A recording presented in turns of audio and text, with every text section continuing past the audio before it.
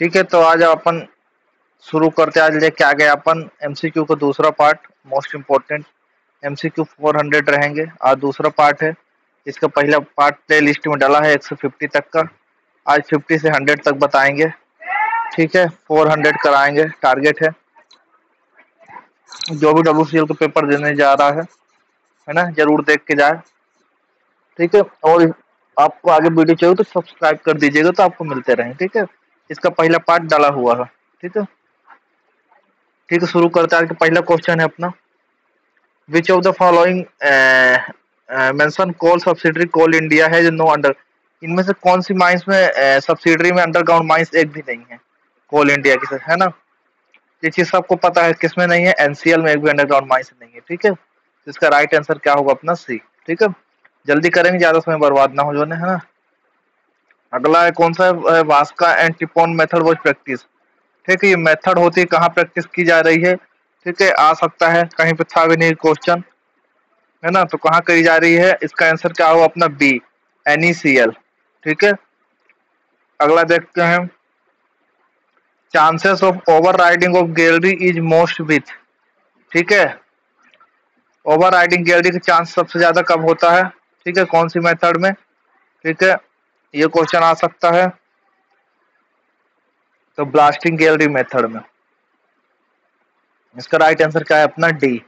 ठीक है, अगला क्या है 55, where the telephone electric signal are provide. ठीक है, टेलीफोन्स और electric signal are provide, the signal shall be supported on insulator and shall not be in the जेन। ठीक है, समझ में आ गया। मतलब यही है कि अपन जो रेगुलेशन में भी दिया हुआ है, सिग्नलिंग के लिए जो अपन यूज करते हैं, है ना, टेलीफोन हो जाए चाहे जो हो जाए, बेल हो जाए, तो उसमें कितना करंट होना चाहिए, कितने करंट से ज्यादा नहीं होना चाहिए ना सिग्नलिंग के लिए। रेगुलेशन में भी दिया कितना 30 वोल्ट, है ना। तो सिग्नलिंग के लिए कुछ भी पूछो तो आपको कितना 30 वोल्ट से ज्यादा नहीं।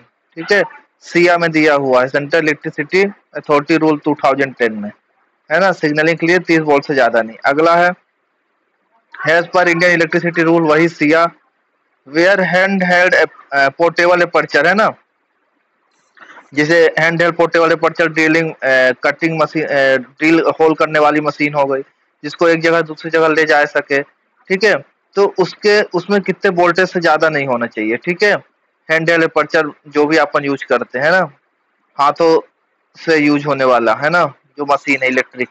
ठीक है, इलेक्ट्रिसिटी रूल के अनुसार। ठीक है, रेगुलेशन में भी दिया हुआ है, तो हैंड हेल्ड अपर्चर में कितना होगा, तो अपना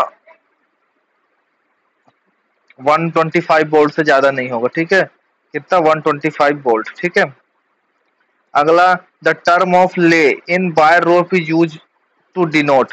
ठीक है, जो अपन टर्म ले ऑफ ले का यूज, वर्ड का यूज करते हैं वायर रोप में, वो किसको डिनोट करता है। ठीक है, तो ये चीजें शायद सब पता हो ज्यादातर लोग को, जिसको नहीं पता है छोटी छोटी चीजें तो जान ले, है ना। तो ये किसको डिनोट करता है अपना, direction of laying of wire. ठीक है, वायर की डायरेक्शन को। ठीक है, इसका आंसर क्या होगा बी। ठीक है, अगला क्या है, drop warrick is use underground haulage track has means. ठीक है, ड्रॉप बार विक जो अपन यूज करते हैं हॉलेज ट्रैक में, इसका मतलब क्या है अंडरग्राउंड माइंस में। ठीक है, तो ये क्या होता है अपना, एक सेफ्टी अरेंजमेंट होता है। क्या होता है, सेफ्टी अरेंजमेंट होता है। ठीक है, इसका आंसर क्या है अपना बी। आगे देखते हैं, which of the following is an item of underground coal mine support. ठीक है, सबको पता है क्या है, पिट प्रोप, है ना, अंडरग्राउंड सपोर्ट में लगाया जाता है पिट प्रोप, है ना, प्रोप वगैरह पता है। आगे चलते हैं, the process that sand water mixture in underground coal depillaring, है ना, डिस्ट्रिक्ट इज नाउ है ना, सब जानते हैं। सेंड वाटर के मिक्सचर जो अपन करते हैं डिप्लरिंग के दौरान, है ना, डिस्ट्रिक्ट, उसको उस प्रोसेस को अपन क्या कहते हैं, कौन सी प्रोसेस है। सबको पता है कि डिप्लरिंग की दो प्रोसेस होती है। ठीक है, कौन कौन सी होती है, अपनी क्या होती है केविंग, और एक क्या होती है स्टोइंग।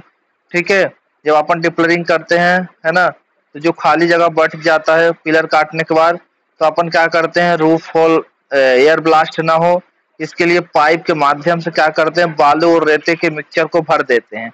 तो जो अपन बालू और रेते के मिक्सचर से भरते हैं उस मेथड को क्या कहते हैं अपन? स्टोइंग। ठीक है। और जो अपने आप अपन सपोर्ट को गिरने देते हैं ना, कि अपने आप खाली जगह पे गिर जाए, उसको क्या कहते हैं? केबिंग। है ना। तो यहाँ पे दिया हुआ है कि सैंड और वाटर का मिक्सचर जो अपन डिप्लरिंग के दौरान यूज करते हैं उस प्रोसेस को क्या कहते हैं डिप्लरिंग के दौरान? तो कौन सी प्रोसेस होती है? स्टोइंग। ठीक है, स्टोइंग ऑपरेशन। ठीक है, आगे चलते हैं। रनवे स्विच का यूज करते हैं। ठीक है, कहाँ? सबको पता है रनवे स्विच का यूज कहाँ होता है? कमेंट करके बताएं।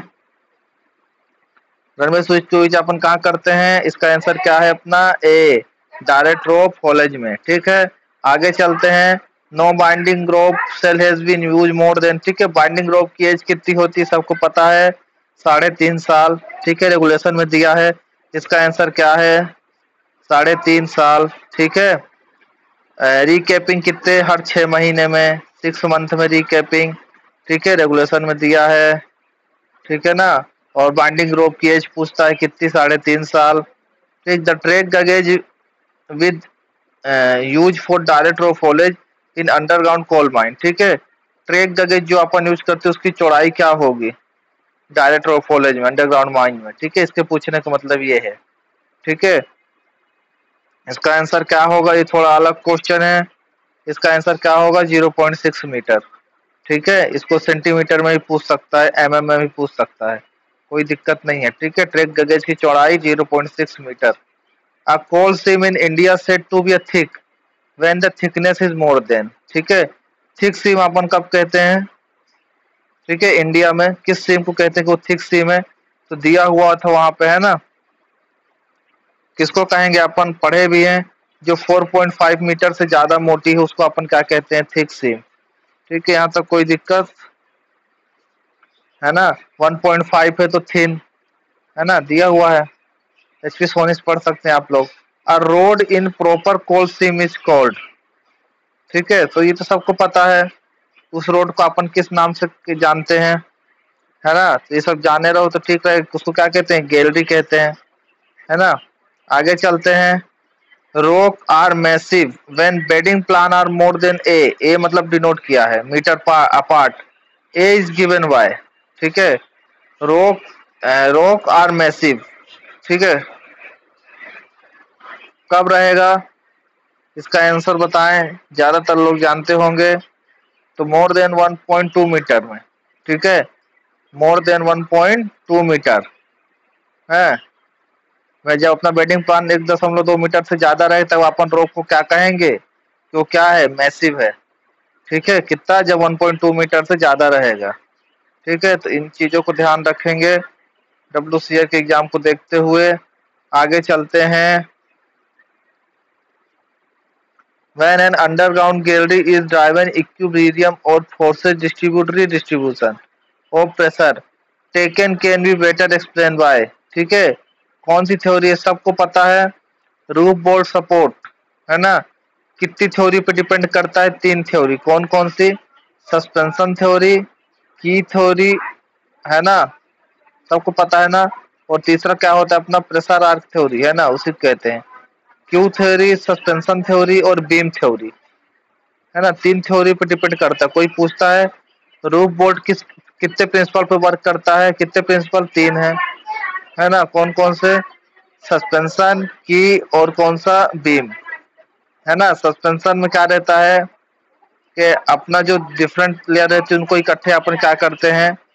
सपोर्ट करके बांध देते हैं। जो क्रैक रहता है ना, तो कई लेयर इकट्ठे मिल जाती हैं, है ना, उसको क्या कहते हैं अपन? Suspension theory. तो वही पूछा गया है। When underground gallery driven equilibrium force distribute या redistribution pressure taken can be better explain by. कौन सी थ्योरी में एक्सप्लेन किया गया है? ठीक है, तो तीनों थ्योरी को अच्छे से पढ़ के जाएंगे, है ना। कौन कौन सी? Pressure arch theory roof bolt की सपोर्ट की है ना। सस्पेंशन थ्योरी और कौन सी होती है अपनी? एक सस्पेंशन थ्योरी, बीम थ्योरी और क्यू थ्योरी, है ना। तीनों को अच्छे से पढ़ के जाएंगे। क्या होता है ना, क्या रहता है? जो क्रेक रहते हैं सबको इकट्ठे बांध देते हैं तो एक मजबूत बन जाता है ना, तो उसको क्या कहते हैं अपन? Suspension theory. रॉक में जो क्रेक रहते हैं, रॉक में उसको इकट्ठे कर देते हैं ना, तो मजबूत चाल बन जाता है ना। तो इसको अपन कौन सी की थ्योरी, तो इसका ध्यान रखेंगे, इस टाइप से क्वेश्चन पूछ सकता है ना। कितने प्रिंसिपल हैं, तो 3 प्रिंसिपल हैं रूफ बोल्ट के, ठीक है। इसका अपना राइट थ्योरी क्या है, प्रेशर आर्क थ्योरी, ठीक है। प्रेशर को रिडिस्ट्रीब्यूट करते हैं, कौन सी थ्योरी, प्रेशर आर्क थ्योरी, ठीक है। फुल फॉर्म ऑफ एसएसआर सबको पता है क्या होगा, सिस्टमेटिक सपोर्ट रूल, ठीक है। एक और होता अपना क्या, एसएमपी, है ना। एक क्या होता है एसएसआर का फुल फॉर्म का, सिस्टमेटिक सपोर्ट रूल, है ना। स्कैम्प होता है एक, strata control and monitoring plan, SCAMP, है ना। 104 है रेगुलेशन, स्कैम्प, इसके strata control and monitoring plan support के लिए। तो इसका फुल फॉर्म दोनों को देख लेंगे। फिर आरएमआर का फुल फॉर्म सबको पता है क्या, रॉक मास रेटिंग, इसको थोड़ा सा देख लेंगे। 0 से 20 तक रहेगा तो क्या कहलाएगा, वेरी पुअर। 20 से 40 रहेगा तो क्या, पुअर, है ना। 40 से 60 रहेगा तो क्या कहलाएगा, अपना गुड, है ना। 60 से 80 रहेगा तो अपना क्या कहलाएगा, फेयर। 80 से 100 रहेगा तो क्या कहलाएगा, वेरी गुड, है ना। तो 0 से 20 में तो कोई सपोर्ट लगा ही नहीं सकते, और 80 से 100 के बीच में सपोर्ट की जरूरत ही नहीं है, इतनी अच्छी अपनी रूफ रहती है ना। तो रूफ का किस पे डिपेंड करता है, आरएमआर में। तो ये भी थोड़ा सा याद रखेंगे पांचों चीज को, है ना। वीडियो को स्किप नहीं करें, ध्यान से देखें, पूरा देखें, है ना। Chances of Spain failure is maximum, Spain failure का चांस सबसे ज्यादा कहाँ पे होता है, ठीक है। इस टाइप के क्वेश्चन भी आ सकते हैं, है ना। तो वाइडर गेल रिमिस का चांस ज्यादा रहता है। इसका आंसर क्या है अपना, ए, ठीक है। 70 का A. 71 which of the following hazard is met when the roof depillaring operation become more than 90 meter, है ना। तो बताया गया है कि 90 मीटर से ज्यादा अपने को क्या है, नहीं छोड़ना है जगह, है ना। रूफ में जैसे अपन क्या करते हैं, सब जब डिप्लरिंग करते हैं, पिलर को काटते हैं, तो क्या है, अगर ज्यादा खाली एरिया छोड़ देंगे तो सब्सिडेंस हो सकता है। सब्सिडेंस मतलब इकट्ठे गिरेगा तो क्या होगा, एयर ब्लास्ट हो सकता है ना, एयर ब्लास्ट। तो उसी के बारे में बनाया गया है कि बीच ऑफ द फॉलोइंग, कौन सा हजार मतलब कौन सा खतरा हो सकता है, ठीक है, डिप्लरिंग के दौरान, ठीक है, जब अपन क्या कर दें 90 मीटर से ज्यादा जगह को अपन क्या करें, छोड़ दें, है ना। तो क्या हो सकता है, इसमें एयर ब्लास्ट हो सकता है ना, इससे ज्यादा नहीं छोड़ना है, रेगुलेशन में भी दिया हुआ है। क्या हो सकता है अपना, एयर ब्लास्ट हो सकता है। एयर ब्लास्ट क्या होता है सबको पता है ना। रूफ फॉल इकट्ठे होता है तो एयर इतना, प्रेशर इतना ज्यादा रहता है कि बड़ी बड़ी मशीनें फेंका जाती हैं, लोगों की जान जा सकती है, जान माल की हानि हो सकती है ना। इसलिए अपन को क्या है, इससे ज्यादा जगह नहीं छोड़ना रहता, है ना, नहीं तो एयर ब्लास्ट हो सकता है। आगे चलते हैं। The common rate sand stowing underground coal mine, a per hour, a is given by, ठीक है। जो सैंड स्टोइंग अपन करते हैं अंडरग्राउंड में, ठीक है, उसकी अपना रेट पूछा है, मतलब स्पीड, है ना, कितनी होनी चाहिए के है, ठीक है। तो इसका आंसर अपना क्या होगा, 100 होना चाहिए, है ना, अंडरग्राउंड कोल माइन में। फिर P5 एक्सप्लोजिव कहाँ यूज करते हैं सबको पता है, कहाँ करते हैं, सॉलिड ब्लास्टिंग अपन किसका यूज करते हैं, P5 एक्सप्लोजिव का। एक्सप्लोजिव अपने कितने टाइप के होते हैं, P1, P2, P3, P4 और क्या होता है P5, ठीक है। इसमें से P2 और P4 इंडिया में नहीं बनते हैं, ठीक है, बस P1, P3 और P5 बनते हैं, ठीक है। तो एक्सप्लोजिव के बारे में पढ़ लेंगे। P5 का यूज अपन सॉलिड ब्लास्टिंग में करते हैं, P1 का फर्स्ट डिग्री में करते हैं, है ना। P का फुल फॉर्म पूछता है कभी कभी क्या होता है, परमिटेड, ठीक है। एक्सप्लोजिव किसके द्वारा अप्रूव रहता है, परमिटेड रहता है, तो चीफ इंस्पेक्टर के द्वारा, डीजीएमएस के द्वारा। वही अपन कहाँ, अंडरग्राउंड में यूज करते हैं। सॉलिड ब्लास्टिंग क्या होती है, बिना ओवरकट या अंडरकट के, है ना, बिना ओवरकट या अंडरकट के, है ना, अपन जहाँ पे ब्लास्टिंग करते हैं उसको क्या कहते हैं, सॉलिड ब्लास्टिंग, ठीक है। समझ में आया, आगे चलते हैं।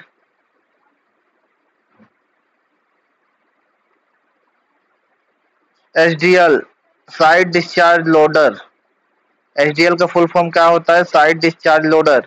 एक क्या होता है अपना एलएचडी, लोड होल डंपर, है ना। तो एचडीएल अपना क्या रहता है, कॉलर माउंटेड के टायर माउंटेड, है ना। तो एचडीएल के बारे में सब पढ़ लेंगे। एचडीएल अपना क्या रहता है, क्रॉलर माउंटेड। एलएचडी अपनी क्या रहती है, टायर माउंटेड। इसकी स्पीड क्या होती है ना, 8 से शायद 3 से 7 आवर होती है ना। इसकी देख लेंगे, एलएचडी की 8 से 12 किलोमीटर प्रति घंटा होती है। ठीक है, अगला इनकी ट्रेलिंग केबल लेंथ देख लेंगे आप लोग, है ना। मशीनरी में ये सब पूछ सकता है, ट्रेलिंग केबल लेंथ क्या होगी एचडीएल की, है ना। कितना पावर चाहिए इसको चलाने के लिए, है ना। बाकी आप इसका ग्रेडियंट वगैरह देख लेंगे एचडीएल का। एलएचडी का 1:7 होता है ना। एचडीएल का भी देख लेंगे आप लोग, सबका ही ग्रेडियंट देख लेंगे, पूरे जितने ग्रेडियंट होते हैं, है ना। चाहे तो आपको शॉर्ट में बता भी देते हैं एक बार, है ना। जिसका जिसका पूछेगा, अपना पूछेगा आपको उसका, किसका पूछे, ड्रैग लाइन का 10 डिग्री, बकेट व्हील एक्सीवेटर का पूछ सकता है ना। ये सब मशीनरी है ओपन कास्ट की, ठीक है। तो इसको ध्यान से देख लेंगे ये सब चीजें, है ना, जाने के पहले। अपना क्या है, एचडीएल क्या होता है, अपना कॉलर माउंटेड होता है, सबको पता है। फिर loop take up arrangement associated with, loop take up arrangement किससे संबंधित है, किससे है, ये शायद पता हो ज्यादातर लोग, या फिर नहीं भी हो सकता है, बताएं। बेल्ट कन्वेयर से, ठीक है, राइट आंसर सी। 76 देखते हैं, which type of drilling pattern generally follow in solid blasting, solid blasting में अपन कौन सा ड्रिलिंग पैटर्न यूज करते हैं, सबको पता है। अंडरग्राउंड माइंस में अपन 2 ही पैटर्न यूज करते हैं, बेज कट और फैन कट, है ना। तो सॉलिड ब्लास्टिंग में कौन सा यूज करते हैं, तो बेज कट पैटर्न, ठीक है। बीओडी प्रॉपर्टी हो, बीओडी किसकी प्रॉपर्टी है, सबको पता है। वेलोसिटी ऑफ डेटोनेशन, बीओडी का फुल फॉर्म क्या होता है, वेलोसिटी ऑफ डेटोनेशन, ठीक है। कितनी रफ्तार से वो डेटोनेट होता है ना, उस वेलोसिटी को अपन क्या कहते हैं, VOD, full form velocity of detonation, ठीक है। किसकी प्रॉपर्टी, डेटोनेटर की, एक्सप्लोजिव की, कोल कटिंग मशीन की, साइड डिस्चार्ज लोडर की। तो ये तो सब बता सकते हैं, किसकी प्रॉपर्टी है वीओडी, तो ये एक्सप्लोजिव की स्पीड को बताता है ना। तो इसका राइट आंसर क्या है, बी, ठीक है। डेटोनेटर अपने 2 टाइप के होते हैं, cap sensitive, non cap sensitive. Cap sensitive detonator underground में यूज होते हैं, ठीक है। जिनको डेटोनेटर के द्वारा ब्लास्ट किया जाता है उसको कैप सेंसिटिव कहते हैं, है ना। जिसको सेफ्टी फ्यूज के द्वारा ब्लास्ट किया जाता है उसको क्या कहते हैं, नॉन कैप सेंसिटिव कहते हैं, ओपन कास्ट में यूज करते हैं, ठीक है। बाकी आपको क्लास करना है तो आप बता सकते हैं, कोई दिक्कत नहीं है, ठीक है। आगे चलते हैं, maximum lump size that can be conveyor by belt conveyor, ठीक है। लंप साइज क्या होती है बेल्ट कन्वेयर की, मैक्सिमम, ज्यादा से ज्यादा, ये चीज पता है क्या। 78 का आंसर क्या होगा अपना, ए होगा। हाफ होती है बेल्ट की चौड़ाई से, ठीक है, हाफ से ज्यादा, ठीक है। इसको ध्यान रखेंगे। The method of joining of rope, ये तो सबको पता है, रोप को अपन जो ज्वाइन करते हैं उस मेथड को अपन क्या कहते हैं, है ना।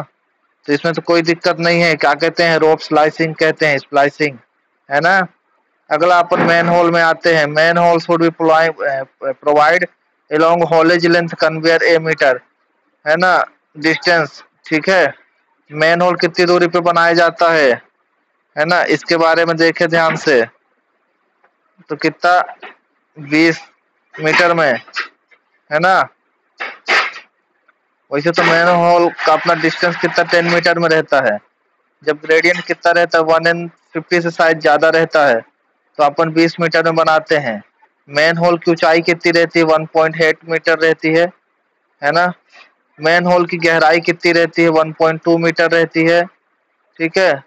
ऊंचाई हो, हाइट हो गया, गहराई हो गया, ठीक है। फिर अपना मैन होल की चौड़ाई कितनी रहती है, 0.75 मीटर से कितनी, 1 मीटर, मतलब 0.75 से ज्यादा पर 1 मीटर से कम, ठीक है। तो मैन होल के बारे में इतनी चीजें याद रखेंगे, ठीक है। मैन होल की ऊंचाई 1.8 मीटर से ज्यादा नहीं, कम नहीं, नॉट लेस देन। गहराई 1.2 मीटर, और अपना क्या आएगा, चौड़ाई कितनी रहेगी, 0.75 से 1 मीटर, ठीक है। मैन होल कितने मीटर पे बनाना है, ठीक है, तो कितने मीटर में, 20 मीटर में, है ना,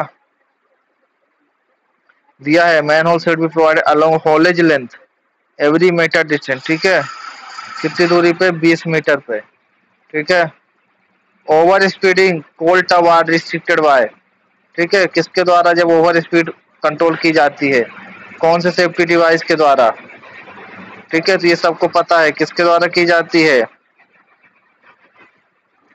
जेजरेल का यूज किया जाता है। ठीक है, पूछता भी है जेजरेल का यूज करते हैं अपन। ठीक है, तो ये सब चीजों को याद रखेंगे। आगे चलते हैं, अपना क्वेश्चन नंबर 82 पे आते हैं।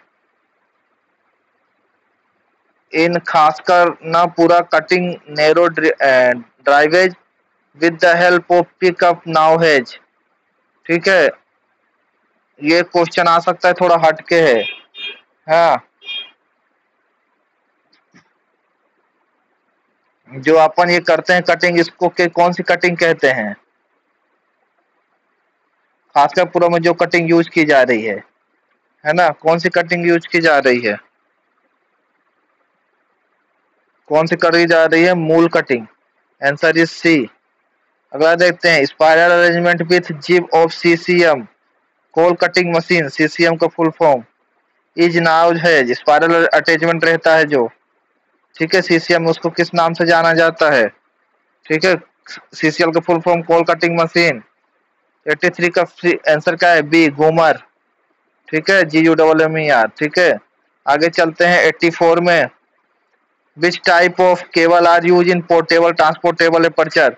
पोर्टेबल मतलब होता है एक जगह दूसरी जगह जिसको अपन ले जा सकते हैं। इस टाइप के अपर्चर में अपन किस टाइप का केबल यूज करते हैं। अच्छा क्वेश्चन है माइंडी मशीनरी का। किस टाइप का अपन यूज करते हैं, ध्यान से देखते चलें। फ्लेक्सिबल केबल यूज करते हैं। ठीक है, पोर्टेबल अपर्चर में फ्लेक्सिबल केबल, ध्यान रखिए। ठीक है, अगला क्या है, hydraulic mining coal pulp is carried by. ठीक है, किसके द्वारा, इसका राइट आंसर बताएं। 85 का क्या होगा अपना, फ्लूम्स। ठीक है, अगला है breaking of coal hydraulic mine is done by. ठीक है, कोल को तोड़ना हाइड्रोलिक माइनिंग से जो अपन करते हैं, ठीक है, उसको क्या कहते हैं। ठीक है, breaking of coal hydraulic mine done by क्या कहते हैं उसको, आंसर बताएं। क्या होगा अपना, जेट मॉनिटर भी है right answer. Shortage mining is other name. Shortage mining का एक दूसरा नाम क्या है, इस चीज के बारे में क्या पता है आप लोगों को। Right answer is C, integral caving. ठीक है, the term of imperial mainly associated with. ठीक है, इंपीरियल किससे संबंधित है, इम्पीलर। ठीक है, शायद पता होगा आप लोगों को ये चीज किससे संबंधित है, पंप से। पंप के बारे में पढ़े होंगे, पंप से। ठीक है, राइट आंसर सी। ठीक है, ये सब चीजें देख के जाएंगे एक बार। आगे चलते हैं, ज्यादातर चीजें पता है लोगों को, पर एक बार देख लेंगे, ज्यादा समय हम ले नहीं रहेंगे, 20 से 25 मिनट है ना। The current OMS is Indian underground coal mine. ठीक है, कितना है करंट में, आज की डेट में कितना है, राइट आंसर सबको पता होगा। OMS का फुल फॉर्म तो सभी को पता है। 89 का राइट आंसर क्या है अपना, ए 0.56। ठीक है, अगला क्या है, shale has immediate roof underground coal mine is not suitable because. ठीक है, क्यों सुटेबल नहीं है। ठीक है ठीक है, आगे देखते हैं, सॉरी, क्यों सुटेबल नहीं है भैया। Shale is immediate roof is underground coal mine is not suitable. Underground coal mine के लिए क्यों सुटेबल नहीं है, क्या रीजन है, ज्यादातर लोगों को पता होगा क्या रीजन है। It has highly affinity moisture depart from the roof easily. ठीक है, मॉइस्चर ज्यादा जल्दी एब्जॉर्ब कर लेता है ना, इसलिए सेल, ये तो पता ही था। According to CMR coal mine regulation 2017, what is a maximum permissible charge per hole. ठीक है, कितना होगा, अपन फर्स्ट डिग्री माइंस में कितना डाल सकते हैं, 1000 ग्राम। ठीक है, यहाँ पे कुछ दिया नहीं हुआ है कि सेकंड डिग्री है कि थर्ड डिग्री है। एक चार्ज में कितना होल, एक होल में कितना चार्ज कर सकते हैं, कितना बारूद एक्सप्लोजिव। तो याद रखेंगे फर्स्ट डिग्री में 1000 ग्राम। ठीक है, और सेकंड और थर्ड डिग्री में अपना कितना कर सकते हैं, 565 ग्राम। ठीक है, इन चीजों को याद रखेंगे आप लोग। ठीक है, 92 देखते हैं, which type of drilling pattern is follow by blasting eliminator. Blasting eliminator में कौन सा ड्रिलिंग पैटर्न यूज करते हैं अपन, सॉलिड ब्लास्टिंग याद रखेंगे, वेज कट। और ब्लास्टिंग एलडी मेथड में कौन सा यूज करते हैं, रिंग पैटर्न। रिंग पैटर्न ध्यान से याद रखेंगे कि रिंग पैटर्न अपन ब्लास्टिंग एलडी पैटर्न में यूज करते हैं। बहुत सही, आगे देखते हैं, कॉन्टिग्युअस स्ट्रीम वर्किंग, कॉन्टिग्युअस स्ट्रीम किसको कहते हैं? जब दो स्ट्रीम 9 मीटर के दायरे में आ जाए रेगुलेशन के अनुसार, उसको क्या कहते हैं? कॉन्टिग्युअस स्ट्रीम।